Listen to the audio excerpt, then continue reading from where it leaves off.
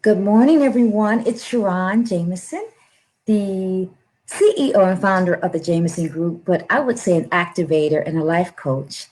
And I wanted to come and share with you some information that I shared this morning with a group of high powered, heart conscious people just like you about the lessons that we learn in our lives. And I wanted to share because as we are thinking and rethinking how we want to show up and 2021 to learn and to implement some of the lessons that we learned in a very challenging time. I wanted to give you these 10 principles that I think will not only inspire you, but will help you do a deep dive into your life to see what no longer fits, what no longer serves you, what no longer brings you joy.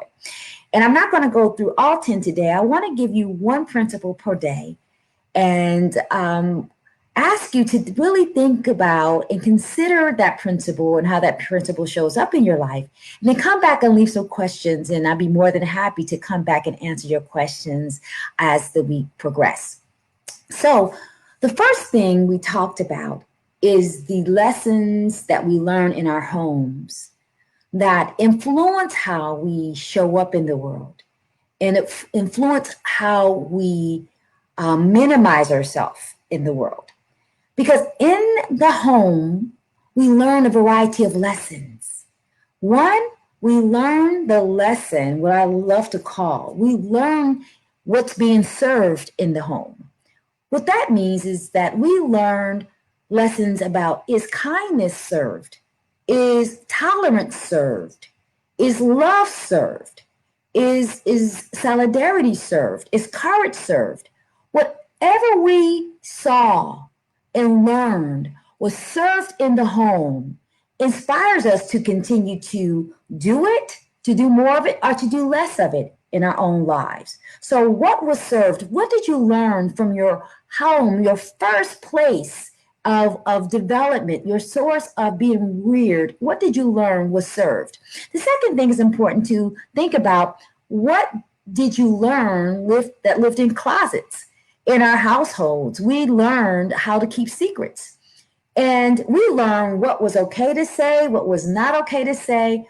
We learned how to keep secrets and how to keep things in closets in our home.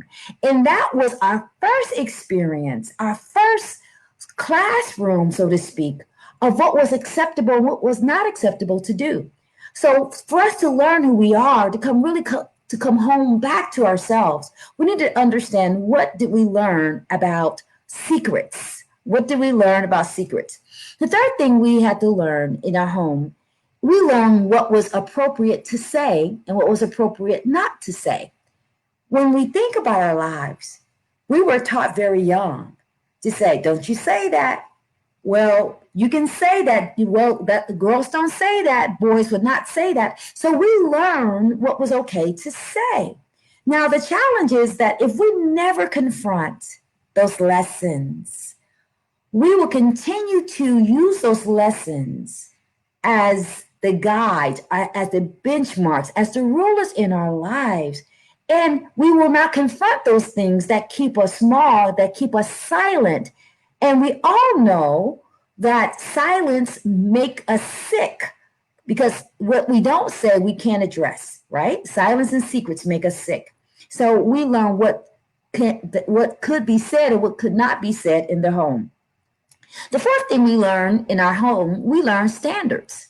What was expected of us based on what we learned from our parents, our grandparents, our aunts and uncles.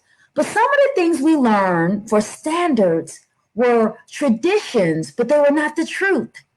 And if we don't interrogate some of the standards that we got, that we learned from our families, from our grandparents, we will perpetuate beliefs that don't even serve us. Some of the standards that we learned in our households, we outgrew, but sometimes we're holding on to them because we act as if those standards are gospel, but they're maybe they're old guidelines.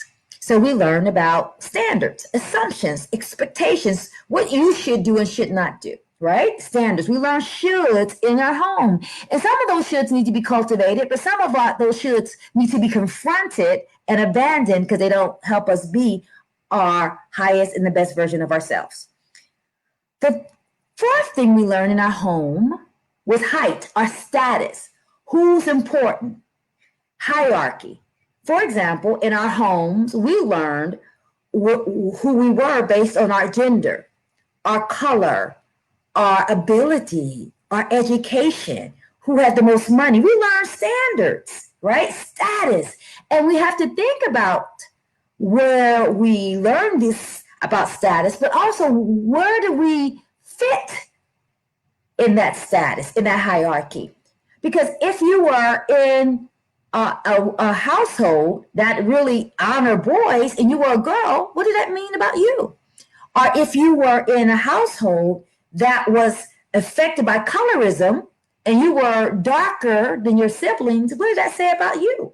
If you were in a household that athletes were held in higher regard and you are artists, what did that say about you? We got to look in the home because our home informed us in ways that we might not even know about. And if we don't examine what we learned in the home, we limit ourselves to understand why we do what we do and why we say what we say. The last thing we learn in the home is structures. How does a family run? Right? And we learn some good things and we learn some bad things. For example, we learn in the structure that the man was always the head. I didn't believe that, but some of our homes we learned that. We also learn that a family consists of a mother and father. But what if you're a person and you don't want to marry someone of the opposite sex? What does that mean? Right? What does it mean that how you understand the structure of faith and family? What if you don't believe in the structures that raised you and reared you? What do you do then? You can just comply and be unhappy, or you can confront them and challenge them and get out of all these family boxes that we learn that don't allow us to breathe the feelings and the thoughts that give us joy and give us hope. So again, what did you learn in your home that's preventing you or supporting you to be your highest self? Again, I will say you learn status, who's important based on what they do, what they say, how they live, based on their gender. What can be said? What do you say? What could you not say? What's appropriate? What's not appropriate? What was served? Was love served? Kindness served? What was courage served?